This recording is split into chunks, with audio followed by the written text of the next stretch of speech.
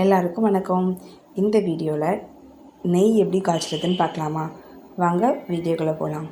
நான் பசும்பால் டெய்லி வாங்குவேன். அதில் இருக்கிற பால் ஏடை மட்டும் தனியாக எடுத்து நான் ஃப்ரிட்ஜில் ஸ்டோர் பண்ணி வச்சுருக்கிறேன். ஃப்ரீசரில் தான் ஸ்டோர் பண்ணணும்.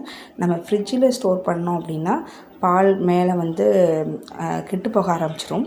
நம்ம ஃப்ரீசரில் ஃப்ரீஸ் பண்ணும்போது நல்லா பால் ஏடு கெட்டே போகாது, நல்லாயிருக்கும்.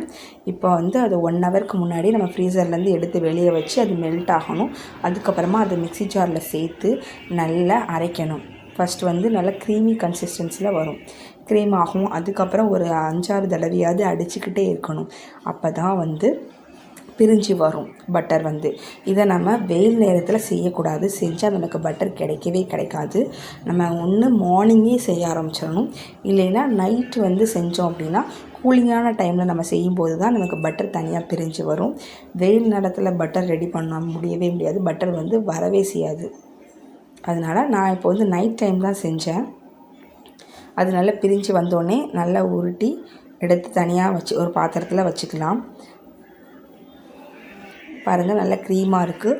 அப்படி ஒரு 5-6 தடவை அரைக்கும்போது தான் பட்டர் தனியாக பிரிஞ்சு வரும்.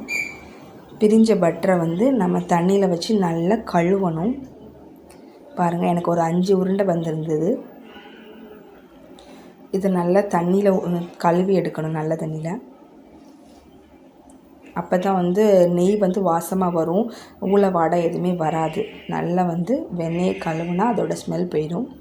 கொஞ்சம் வெண்ணெயை நான் தனியாக எடுத்து வச்சுருக்கிறேன். பட்டர் தோசை ஊற்றுறதுக்கு நம்ம யூஸ் பண்ணிக்கலான்ட்டு கொஞ்சத்தை நான் தனியாக எடுத்து ஃப்ரீசரில் ஸ்டோர் பண்ணி வச்சுக்குவேன். மிச்சத்தை நான் நெய் காய்ச்சிக்குவேன். இது நல்லாயிருக்கும். பட்டர் எடுக்கும்போது பட்டர் நல்லா சாஃப்டாக ஃப்ளப்பியாக இருக்கும். இப்போ ஒரு உருக்கு சட்டியில் நம்ம எடுத்து வச்ச பட்டரை போட்டு நல்லா காய்ச்சணும்.